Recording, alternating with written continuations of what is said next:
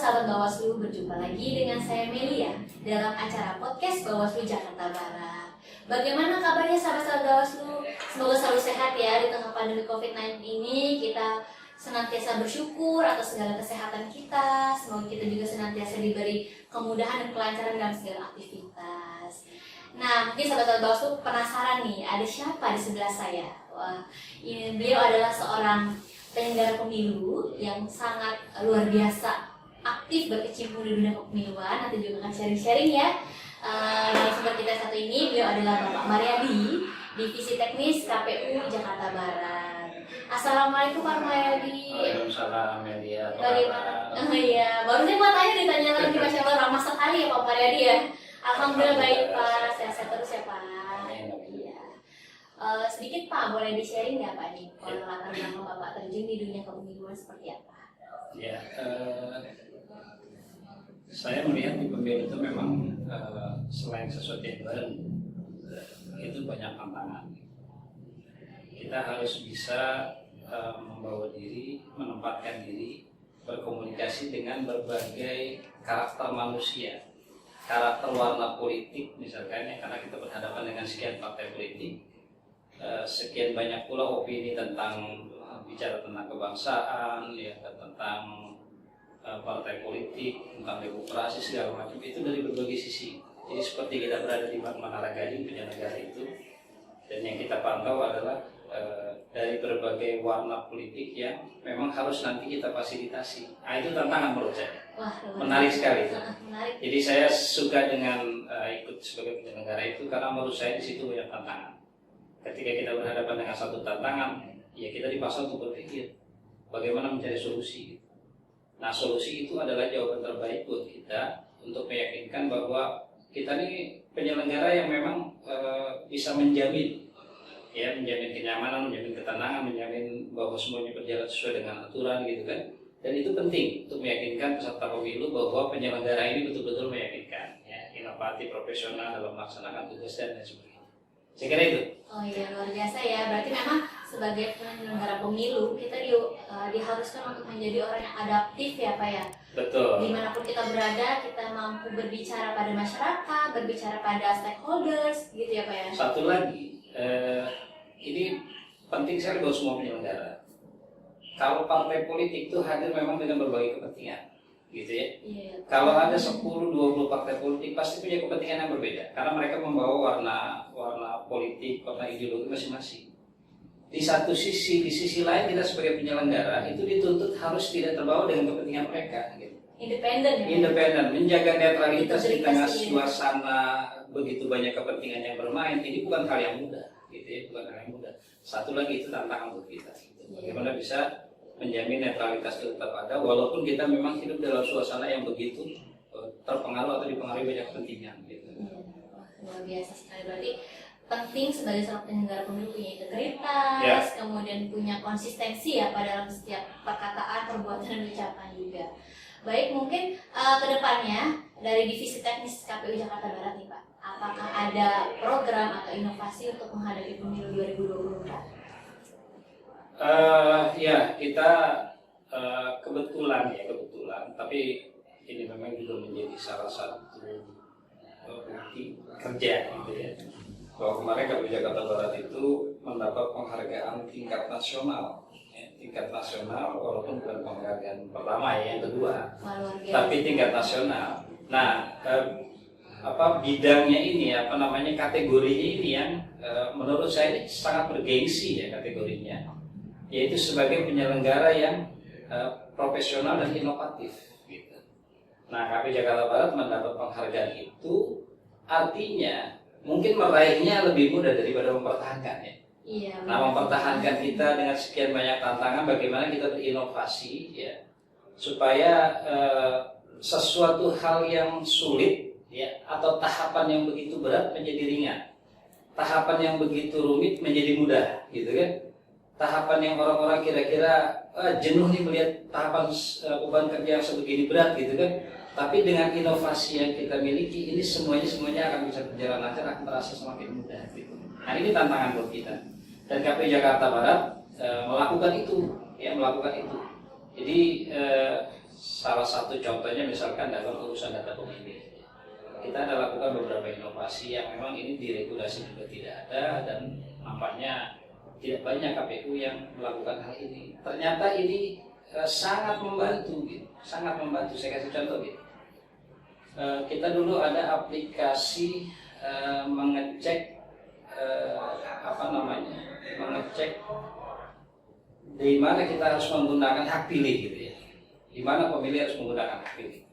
Nah, ketentuan undang-undang surat suara itu kan hanya diberikan cadangan 2% ya dari jumlah surat suara yang digunakan. Sementara terjadi di satu kelurahan ya di satu wilayah itu karena memang ada kebijakan tentang memilih pindah atau pindah memilih. H5 ya Pak? Ya, H5 pindah memilih itu. Maka terkonsentrasi di satu titik itu melebihi dari surat-surat cadangan yang ada gitu. Karena di situ terkonsentrasi banyak apartemen, kemudian banyak kampus segala macam. Secara logika, ketika perpindahan pemilih di satu wilayah melebihi dari cadangan surat suara, kan kita khawatir. Gitu. Iya benar. Kita khawatir. Ini gimana kalau ternyata surat suaranya nanti sangat tidak mencukupi gitu ya? Maka dari pemikiran seperti itu, dari persoalan seperti itu, kita mencoba mencari solusi. Nah, ini yang kita sebut sebagai inovasi gitu ya. Kita buatlah yang namanya A5 online. A5 online itu artinya memudahkan kita untuk menyebar pemilih, bukan hanya terkonsentrasi di 1-2 TPS, tapi secara merata di tempat TPS yang ada di wilayah tersebut. Kalau masih tidak dimungkinkan, maka kita pindahkan ke TPS yang terdekat wilayah yang berbeda, gitu ya. Iya. Nah, dengan data pemilih akan sangat mudah, dia bisa ngecek gitu, sangat mudah sekali, dan itu tidak ada komplain dari pemilih. Tapi kalau kita nggak lakukan itu, tiba-tiba mereka datang ke satu TPS, 1-2 TPS itu terkonsentrasi, sementara hak mereka tidak terlayani di situ. Kita bisa bayangkan apa yang akan terjadi. Pasti ya. timbul perselisihan ya Pasti Pak ya? perselisihan, konflik horizontal, konflik personal gitu kan, dan ujung-ujungnya nanti bisa jadi sengketa. Itu yang kita tidak ingin. Ke depan pun juga kita melakukan hal yang sama. Ya, dalam setiap tahapan yang kita nilai tahapan ini begitu rumit, begitu berat dilaksanakan, pasti kita coba cari solusi, ya, cari terobosan. Bagaimana dengan aplikasi baru atau seperti apa kita laksanakan supaya ini semuanya bisa berjalan. Kira-kira seperti itu. Sampai di tahap pencegahan terjadinya pelanggaran-pelanggaran maupun konflik yang ada ya, berarti KPU itu ya. Kalau kita punya moto gitu ya, kalau ada 100 masalah maka kita harus punya 101 solusi. Jadi kita selalu punya cadangan solusi. Ketika solusi yang kita tawarkan ini tidak efektif gitu kan, kita sudah punya opsi lain. Dan ini memang harus melekat di dunia kerja penyelenggara. Jadi nggak bisa ketika masalah pemilu hari itu butuh solusi kita berpikir dulu sehari, 2 hari, 3 hari, seminggu, 2 minggu. Nggak bisa. Kenapa nggak bisa? Karena tahapan itu tidak bisa bergeser. Terus berjalan. Iya, sesuai dengan yang sudah ditentukan tahapan nggak bisa geser. Kalau misalkan tahapan kampanye misalkan 3 bulan, kan kita nggak bisa geser jadi 4 bulan gitu kan. Iya. Makanya solusi yang harus diberikan ya seketika. Gitu. Nah, kan sulit memberikan solusi seketika. Jauh-jauh hari kita sudah mengantisipasi, kita pelajari secara detail potensi masalah yang bakal muncul kira-kira apa gitu ya. Maka di situ kita berikan beberapa opsi untuk menawarkan solusinya gitu. Jadi ya teman-teman itu udah nggak pusing lagi dan ketika itu. Baik, makanya di pemilu 2019 Jakarta Barat tidak ada PSU ya Pak ya? Kita alhamdulillah sepertinya hat-trick ya. Pemilu 2013, 2017 pilkada ya, kemarin 2019 3 kali pemilu kita tidak ada PSU. Wah luar biasa. Gitu kan? Padahal Jakarta Barat prodik juga ini Pak. Prodik, TPS kita lumayan banyak, bahkan TPS terbesar di Indonesia bahkan di dunia kayaknya di Jakarta Barat gitu kan, di Kapuk ya Pak ya. Tapi alhamdulillah 3 kali pemilu yang kita laksanakan ya selama saya berada di KPU itu tidak pernah terjadi PSU. Bukan tidak ada masalah, kalau bicara tidak ada masalah itu bullshit. Pasti ada ya Pak ya? Pasti ada masalah, bukan masalahnya yang kita lihat, tapi bagaimana solusinya gitu. Nah disinilah kita terapkan terutama kepada staf untuk berpikir solutif ya. Kalau jangan berpikir tentang masalah dimanapun pasti ada, besar kecilnya tergantung bagaimana kita bersikapi gitu kan. Kita melihat. Jangan dianggap masalah itu tidak ada, pasti ada masalah. Wah luar biasa sekali saran Bawaslu. Berarti ini salah satu saran ataupun motivasi ya dari Pak Mardhani terkait bagaimana sih kita untuk menjadi seorang penyelenggara pemilu maupun orang yang nantinya berkecimpung di dunia kepemiluan harus menjadi orang yang solutif dari jauh-jauh hari sudah melihat nih apakah akan ada kerawanan atau kericuan dan sebagainya Pak ya. Betul, jadi kita harus punya kepandaian, punya skill ya untuk melihat potensi problematika yang muncul pada setiap tahapan ya. Bahkan problem yang muncul pada setiap tahapan kalau bisa kita melihat jangan hanya satu masalah. Jadi ketika kita melihat masalah juga jangan kita simpulkan, oh ini masalah seperti ini, masalah seperti ini. Tapi tidak, kan masalah itu bisa berbagai kemungkinan munculnya. Cara mengantisipasinya seperti itu. Tahapan mana nih? Katakanlah tahapan pendataan pemilih, udah kita bahas sama-sama. Kira-kira potensi masalah yang muncul di sini apa nih? 1, 2, 3, 4, 5 gitu kan. Ketika sudah kita mengenali masalahnya, akan lebih mudah kita mencari solusi. Yang repot kita nggak tahu masalahnya, pasti nggak akan bisa cari solusi. Dan kalau kita kasih solusi itu bukan ramuan yang pas gitu sebagai solusi karena kita nggak mengenali masalah dengan baik. Berarti kita harus konsisten dan juga mampu melihat secara objektif ya Pak terkait banyak hal di pemilu itu sendiri. Dan satu lagi orientasi dari kinerja kita semua orientasinya adalah semangat pelayanan. Karena prinsipnya kita adalah melayani, makanya kita punya motto itu KPU melayani gitu kan. Iya benar. Nah, melayani itu artinya pihak yang harus kita layani betul-betul merasa terlayani. Jangan sampai ada peserta pemilu yang merasa tidak terlayani. Nah ini juga jadi biang masalah nanti, ya kan? Tidak terlayani ya mereka bikin manuver, mereka bikin masalah, ini segala macam. Akhirnya beban ke kita lagi. Yang penting itu semangat melayani itu harus menjadi prioritas kita gitu. Mental melayani itu harus ada. Mental melayani, mengabdi untuk negara ya Pak ya. Tadi kan bicara soal melayani Pak, tentunya kan sebagai penyelenggara pemilu kita berkorban bukan hanya jiwa dan raga tapi juga sampai keluarga pun ikut dikorbankan lah waktunya ya Pak ibaratnya. Bagaimana sih dukungan Bapak, dukungan dari Pak Mariadi sendiri, keluarganya apakah support atau pernah nih komplain atau protes nih, kok Bopi dari pulang atau pulangnya malam gitu kan? Satu hal yang tidak boleh kita abaikan ya, itu adalah masalah keluarga, support keluarga. Ini jangan kita abaikan gitu. Kalau ini kita abaikan, kita nggak sadar bahwa ternyata gangguan kita tidak bisa berprestasi, tidak bisa bekerja dengan baik, gitu kan? Tidak bisa maksimal melaksanakan kerja, itu gangguan dari keluarga, ada masalah dari keluarga. Nah jadi sebelum kita terjun ke dunia seperti ini, kita yakinkan dulu keluarga, kita kasih gambaran keluarga. Ketika kita lihat, oh keluarga nggak mensupport, keluarga tidak sekali. Pilihannya menurut saya jangan terjun di situ. Tapi kalau memang keluarga memberikan support, memberikan dukungan, sangat memahami dunia kerja kita seperti apa gitu. Kalau istilah ketua saya itu kita setiap musim pemilu itu pasti jadi dokter gitu. Dokter itu artinya mondok di kantor. Gitu. Waduh iya, sama ya Pak. Kita jarang pulang. Kadang-kadang 1 kali 24 jam, 3 kali 24 jam kita berada di kantor gitu.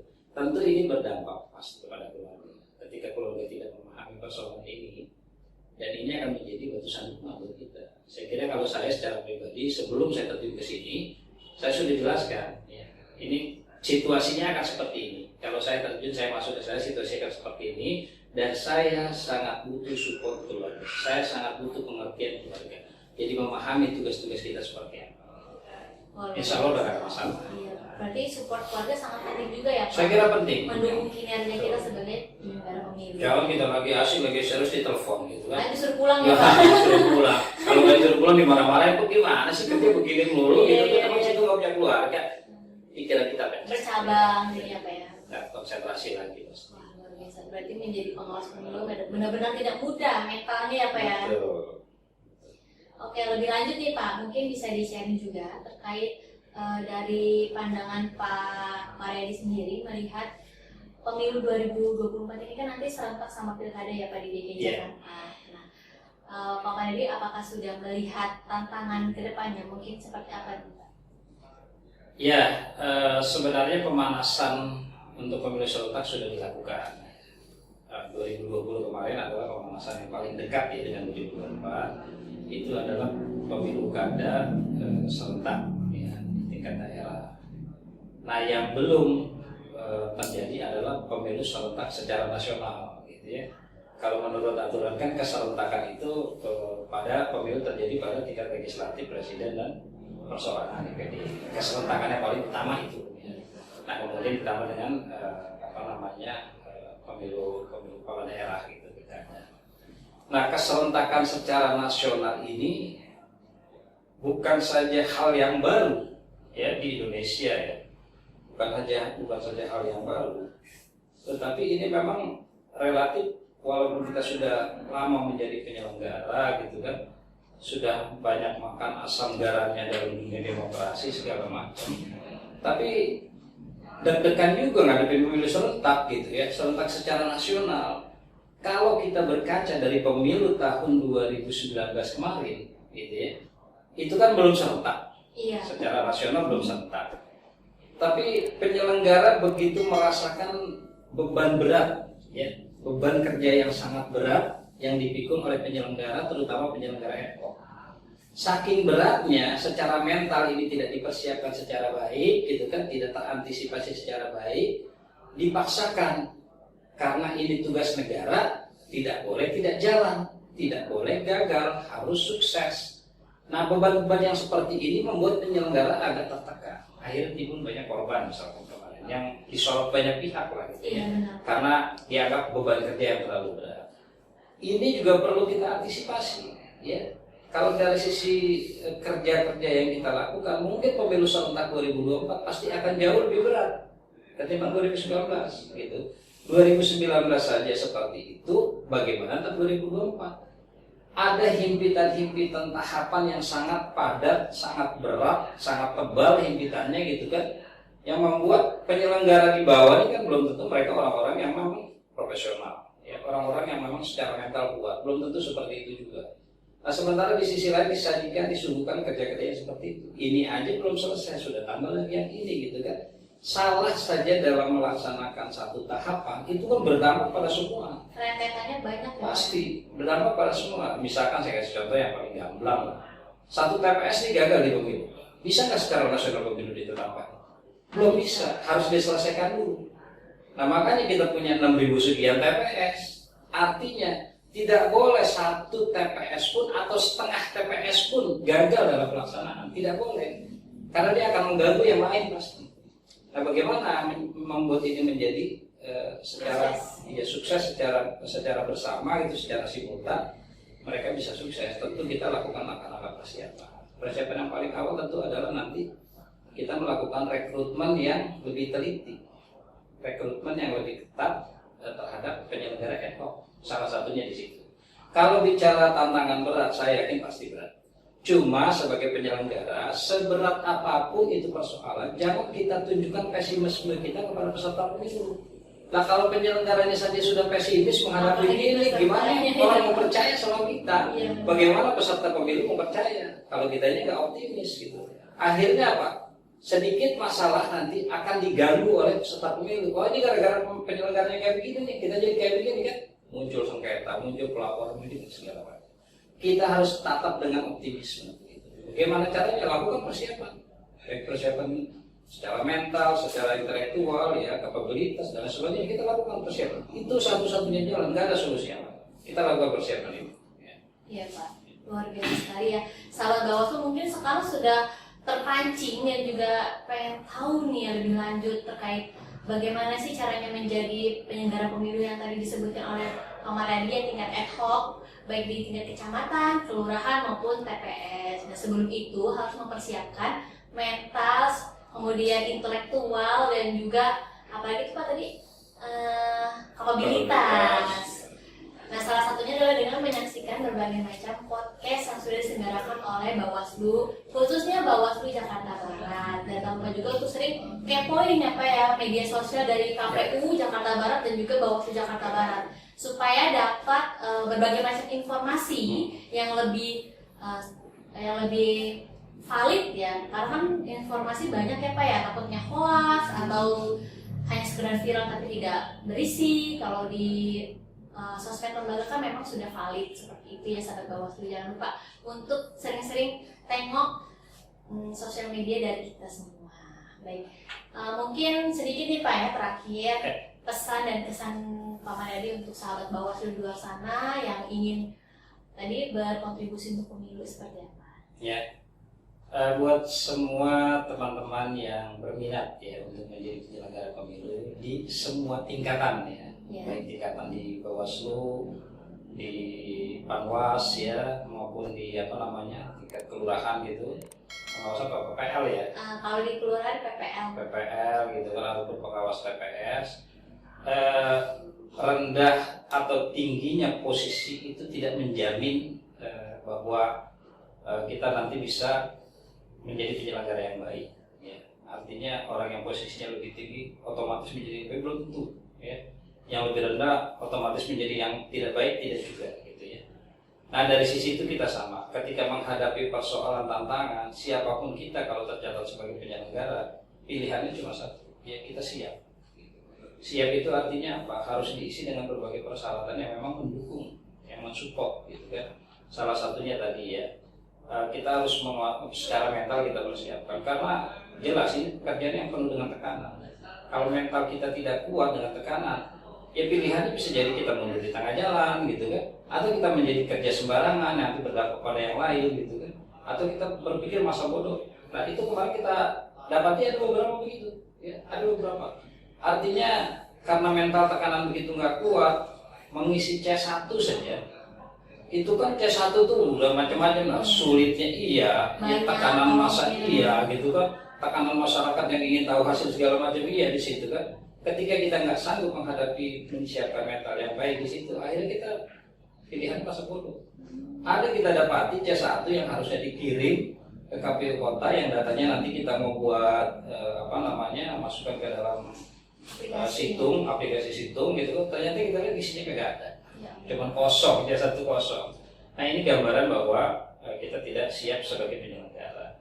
Nah boleh terjadi yang seperti itu. Tentu kemampuan-kemampuan teknis yang lain ya harus disiapkan ya. Dan yang penting juga karena kita nih kerja di KPU, di Bawaslu atau di penyelenggara itu kerja berdasarkan aturan, kerja berdasarkan undang-undang, bukan kerja berdasarkan pesanan, bukan kerja berdasarkan permintaan, atau kerja berdasarkan tekanan, ancaman dan lain sebagainya. Itu tidak boleh. Ya. Artinya kita hadapi itu semua dengan memegang teguh peraturan. Nah tentu caranya gimana? Kita harus menguasai aturan itu. Ya, mau tidak mau yang namanya penyelenggara harus menguasai aturan gitu kan. Salah menerapkan aturan, salah mendapatkan hasil gitu. Itu penting, menguasai aturan atau familiar dengan aturan. Nah, kalau teman-teman effort tidak menguasai secara aturan, kita punya atasan. Konsultasikan, tanyakan bagaimana secara regulasi. Tidak bisa mengambil keputusan di luar peraturan yang ditetapkan. Ya. Kalau kita tidak melaksanakan itu produk yang kita hasilkan namanya cacat hukum. Ya kan? Membuat keputusan di luar undang-undang, di luar aturan yang diterapkan, cacat hukum produk kita. Kalau cacat hukum produk kita itu pasti ditolak hasilnya. Tidak berlaku ya? Tidak berlaku. Ya pemilu tidak berlaku. Termasuk hasil penghitungan suara kalau dilakukan secara sembarangan, cacat hukum. Nanti artinya masyarakat peserta pemilu terutama akan menolak hasilnya dan gagal di cerita pemilu itu. Jadi buat teman-teman yang berminat menjadi penyelenggara, saya kira selain kemampuan-kemampuan teknis, kemampuan komunikasi ditingkatkan, juga mental dipersiapkan dengan baik. Harus paham aturan juga ya Pak? Pasti ya, karena memang kita kerja berdasarkan aturan. Contohnya kemarin saya di daftar pemilih, aturannya mengatakan kalau orang yang harus pindah memilih persyaratan begini-begini, karena kerja, karena sekolah, karena segala macam kan. Karena kerja pun kita lihat kerjanya apa di undang-undang. Nah ini mereka yang penting bisa pindah. Gimana caranya saya nggak mau tahu, yang penting saya bisa pindah, gitu kan? Padahal persyaratan itu tidak dipenuhi, gitu kan? Kalau kita nggak tahu, maka kita laksanakan aja. Sekarang berapa orang yang punya kepentingan kayak begitu? Iya pasti tetap pakai ribuan ya lah ya Pak. Iya, bahkan saya sampai diancam. Gitu. Kalau Bapak nggak lakukan ini, saya akan laporkan. Saya bilang silakan. Saya sebagai penyelenggara, saya ini diatur oleh undang-undang. Saya diperintah oleh undang-undang. Bukan diperintah oleh Anda, saya bilang. Bukan karena keinginan Anda saya bekerja, tapi keinginan undang-undang. Anda yang harus sudah menyesuaikan dengan undang-undang. Saya bilang Anda mau melapor sampai saya silakan. Melapor mereka, melapor presiden gitu. Saya nggak takut, saya bilang. Iya. Karena saya diperintah oleh undang-undang, diperintah oleh aturan gitu kan. Tidak memenuhi syarat dengan aturan ini, saya tidak bisa laksanakan. Ya, tegas aja ya Pak. Harus tegas, jangan gitu. Karena kita harus tegas. Artinya tegas itu kalau kita nggak menguasai aturan juga kita nggak percaya diri, gitu kan?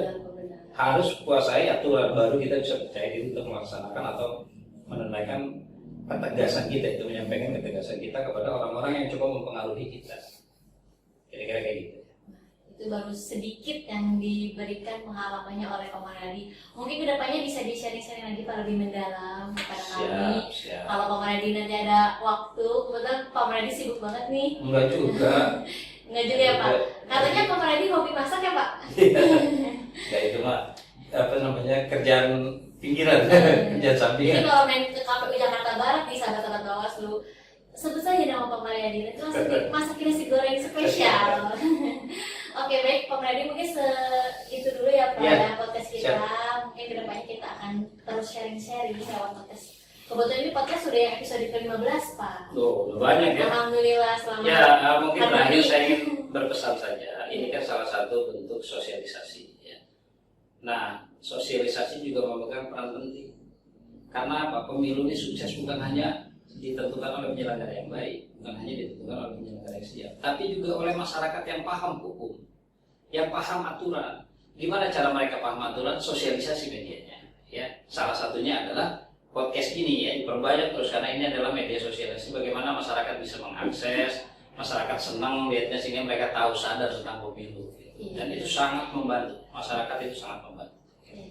Terima kasih Pak atas motivasinya, atas sharing-sharingnya kepada sahabat Bawaslu di rumah.